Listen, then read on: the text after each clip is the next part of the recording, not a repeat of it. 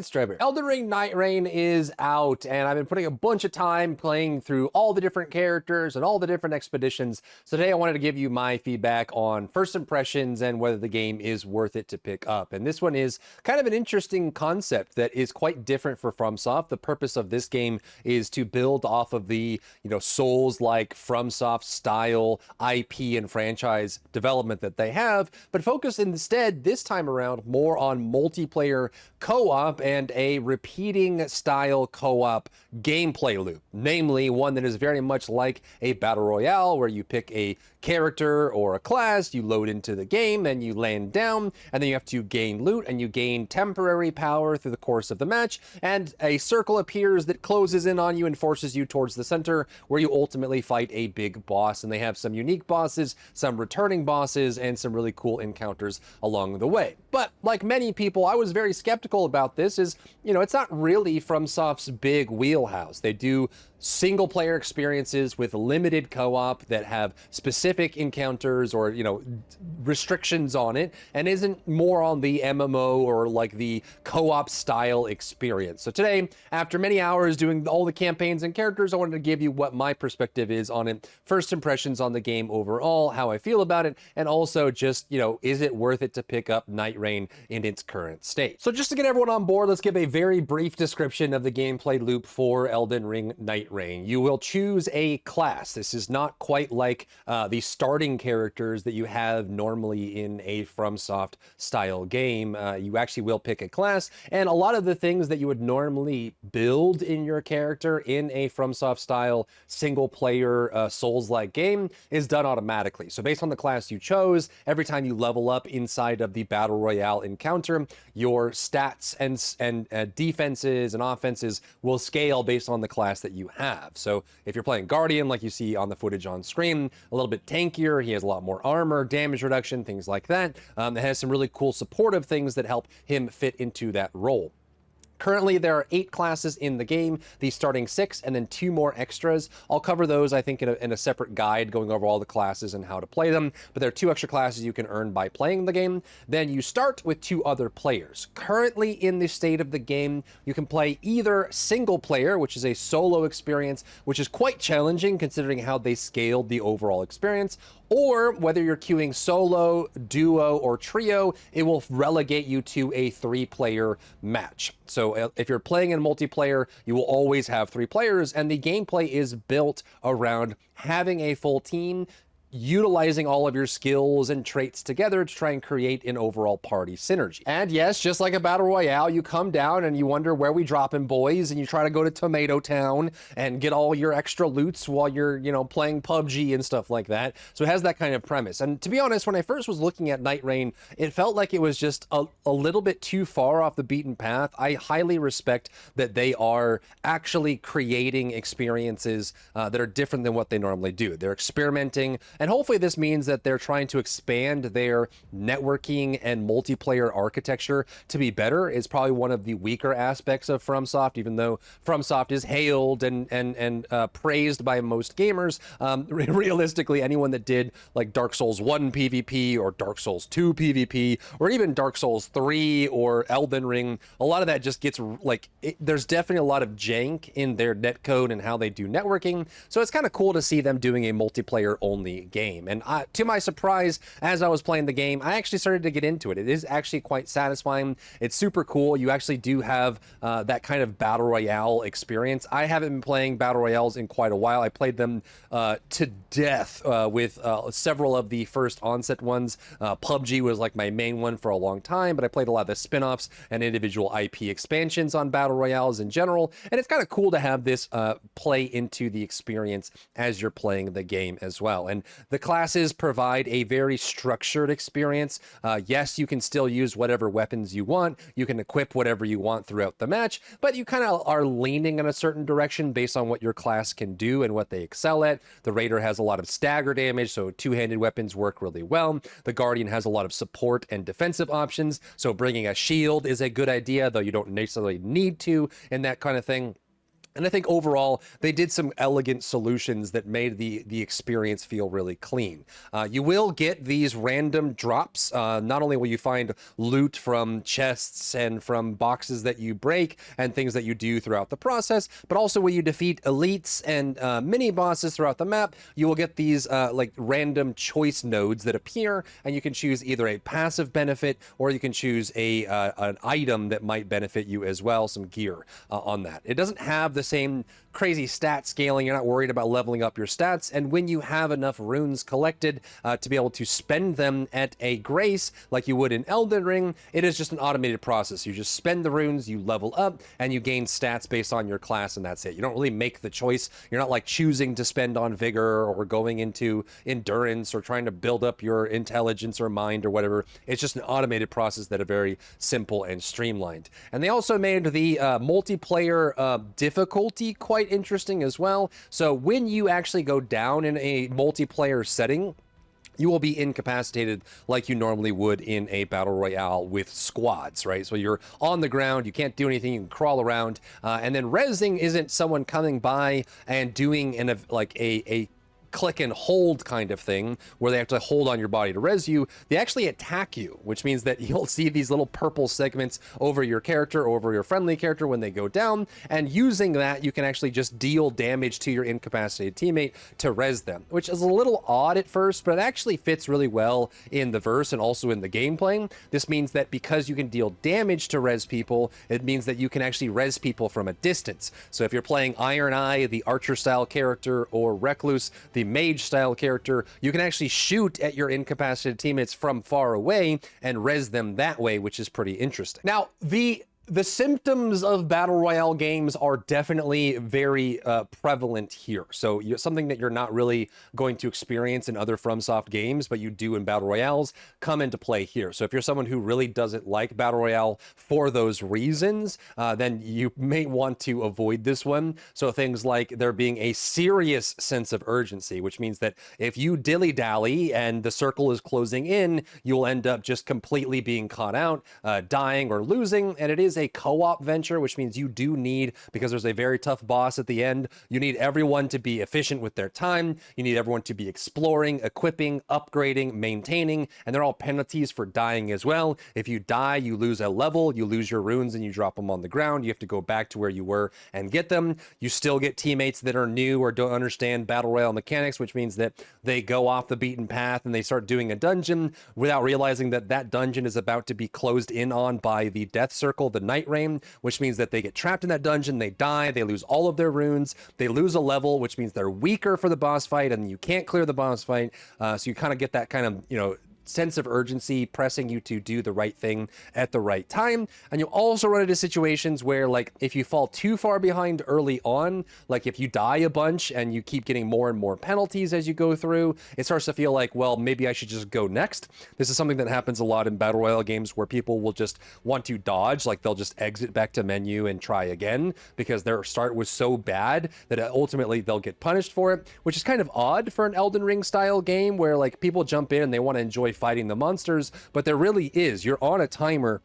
You got to get out in the field, you got to get upgraded gear, you got to get upgraded weapons, you got to level up so you have more HP, more stats, more defense, and more importantly, more damage. The bosses have a large amount of HP in this game, and if you get to the, to day 1 boss, day 2 boss, or the Night Lord at the end of the expedition, and you don't have enough progression, it will be next to impossible to kill the boss. And so, as is with battle royales, you kind of create this ecosystem where people are starting to be incentivized to want to just dodge if the start is too bad, because they know that the progression is going to slow so much that by the time they get to the end of the campaign, their expedition, they're going to be stuck with what they have, and it's just not going to be enough towards the end, and it kind of leads to a little bit of toxicity between teammates. That said, you definitely have a situation where, because it's a FromSoft game, communication is very limited, right? You're not going to be able to be on in-game voice. You're not going to be able to type to each other, right? You have your emotes and you have your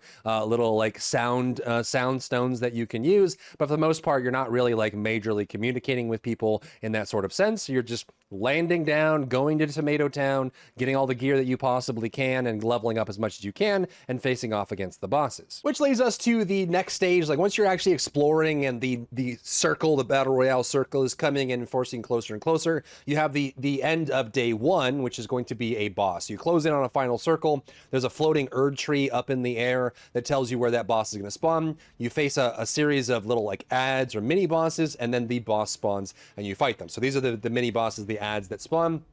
You have to kill all of these, and then the first day, like day 1 or night 1 boss spawns. You kill that boss, then the circle resets on the same map. The POIs that you looted reset as well, except for the ones that give you maximum Estus. And then you can go out again, loot the area, and you come back and you fight the boss again as well. So it kind of creates the same, again, pressure. You're trying to get progression, trying to move to the center of the circle, fight the boss, reset, and keep getting stronger and stronger, and that sort of thing. And, I think a lot of people are having feedback around the group play experience. You either have to play solo or you're relegated to trios, which means you're either, if you have 2 other friends to play with, you're playing with them, or you're just playing with randoms. I did every single match as random matchmaking just to play with players, and you get all kinds. I've had people that played the super hardcore Sekiro character, the character that can do the parries, the transformation, and they just do crazy damage and they're insane. They're doing so well. And I've also had matches where people run out into the Nightreign and die to the fog over and over and over, and then they get to the final boss, they're level 1, they have starter gear, they have no progress, and even though you are leveled up, you can't do enough damage to kill the boss, and that whole expedition is just spent and lost, and then you have to go again from that front as well. You will see a lot of characters and enemies from the Elden Ring universe. You'll recognize a lot of them. So the bell-bearing hunter, you'll see like Margit / Morgaunt, spoilers on the story there. So you'll be able to face that as a boss. Obviously, the Nameless King came back, and there's also some variants on existing bosses, like the Red Wolf merging into like a Cerberus style boss and that sort of thing. And the overall gameplay loop, I think, is pretty straightforward. And actually, it is enjoyable if you like battle royale experiences and you like these sorts of things. But I think if you're an Elden Ring fan or a single player campaign style fan, I don't think that this is going to be for you. It is very intense, and you do have to keep pace with the map. You have to keep pace with the Nightreign, and you really have to make sure you're progressing properly in order to clear throughout all of the content. Now, the next critique that I think is a fair one. I've seen a lot of this yourself, and I kind of share it. It's not something that brings me down too much,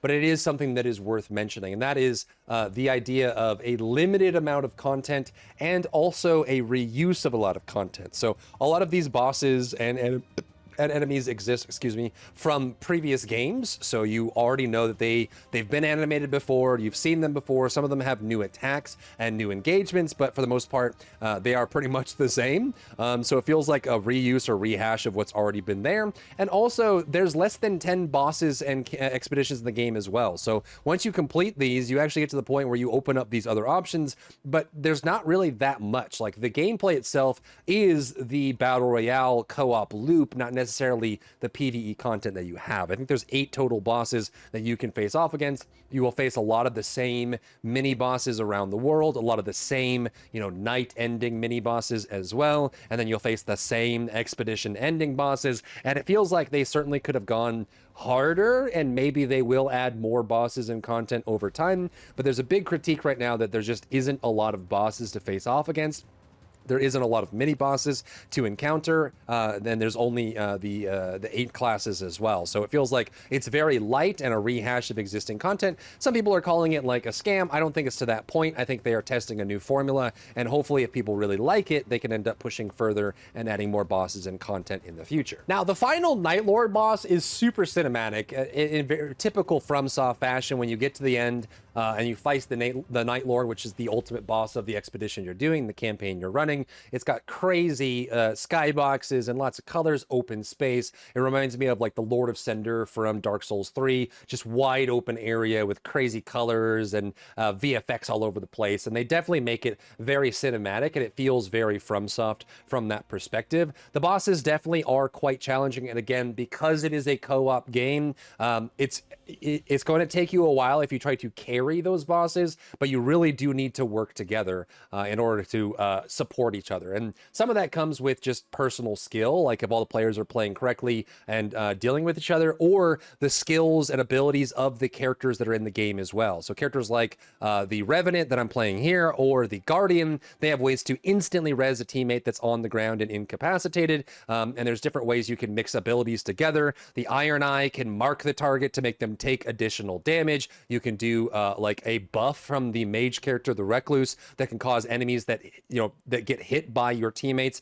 to lifesteal, like they actually leech like FP and HP from the boss as well, which can be super useful. And a lot of T's kind of come into using these. They don't have any restrictions on you having multiples. Like you could all play the same character, I believe, if you wanted. So there's the res here, and this scales up. So you actually get that Simon Says marker. But this happens a lot as well, where like, you know, you're in a boss fight and then both your teammates die, and you have a boss that has an impossible amount of HP, and you have to go and try and res your teammates, but you have aggro from the boss. So you go over, you whack your teammates to res them. They get back in the fight. You have to pay attention to the boss while also trying to res your teammates, which takes your stamina at the same time. So there's definitely, you know, some interactions there. But again, I like playing Guardian and Revenant because they have an ability that can res from a distance, which is super useful, or instantly res if they have very high res timer, which is super interesting. And I think, you know, if they end up adding a lot of, like, if they add double the amount of classes and like quadruple the amount of bosses and new maps and stuff like that, it actually could be really fun. And I think it is a way for people that are hardcore FromSoft or Souls-like fans to be able to express their skill and put forward like, hey, you know, it's not like Let Me Solo Her or Ungball that just goes in and dominates a boss. You can actually demonstrate your skill set in this with a co-op setup, which is pretty interesting, right? You can actually show how good you are, and there's plenty of roles from the classes themselves that might be a little bit more to your style. Like the Iron Eye is an archer-based character, which ever since Dark Souls 2 hasn't really been a viable thing. You can do archery and ranged physical damage in Souls-like games, but it's usually very limited and quite weak. But in this setting, it can actually be quite strong. The Recluse has ways to regenerate FP and recover that and be able to use more spells and spell casts. Getting random loot is kind of fun. You might get like an epic item that does a lot of damage, is super well scaled, that makes you switch up your build or play differently, which I think is really fun as well. And I think they've done enough to make the overall experience feel straightforward and streamlined, being able to res your teammates when they're on the ground, being able to hot swap gear without worrying about stat scaling or having the right requirements. The only requirement for any piece of gear in the game is just the level that you're at. So you have to be level progressed enough to be able to equip it, and that's it. You can use it if you want to. There's pros and cons to it. There's different passives and bonuses and benefits to having them, but it's very simple. You just go to a Grace, level up if you have the runes. If you get a cool drop from a mini boss in the world, you can equip it and use it, or you can give it to a teammate and mark it for them as well. And a lot of the things that you'd expect from Elden Ring are here. So like losing your runes on death, finding specific encounters that you recognize, like, you know, specific enemies from Elden Ring that are very, you know, real, that you know them, you fought them 1,000 times before, and then, you know, some mix-ups and some new things along the way as well. So I would say that if you are someone who has the 40 USD to spare, you have some disposable income to play around with, I think there is enough content there to last you a couple weeks to a month, and maybe more if they start adding more. I do think it is a little content light in that it doesn't feel like there's just a crazy amount of content there. The content is really just trying the different characters in different encounters, doing the same expedition over and over again with different classes or different builds. You do get some unlocks that you can use prior to launching into the match, but most of your progression and your build comes from the items you loot and the levels that you get during the match as well.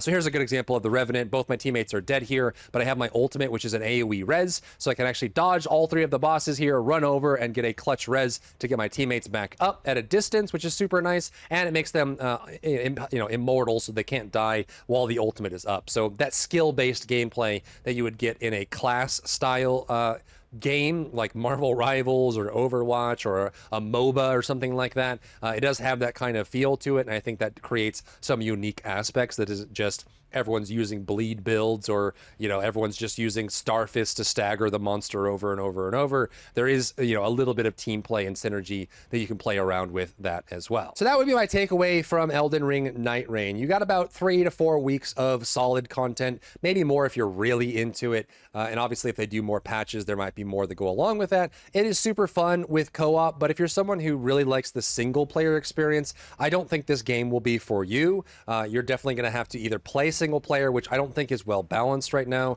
Not that it's just like from soft difficult. I think it's just the way that the progression and scaling works doesn't feel as good for single player. For solo play in general, it's just kind of awkward on top of that. And I also think that you're going to run into a lot of some of the battle royale toxicity and social aspects to it, like people doing the wrong thing, not progressing properly, not grouping up together, not working together in the right ways, or picking the wrong build, or people just dying a lot and you have to keep picking them up off the ground over and over, or you're dying a lot and they don't res you, so you just sit on the ground and bleed out and things like that. So a lot of the downsides that come with battle royale style game modes are present here in Nightreign. But if you're someone who's been playing, Souls-like games for a very long time, and you want to try a Souls-like game with a bit more of a hard archetype / class style gameplay, then this is a great fit. And if you've been playing Souls-like games for a long time and you just want to flex with the skills you've been building up over years and years and years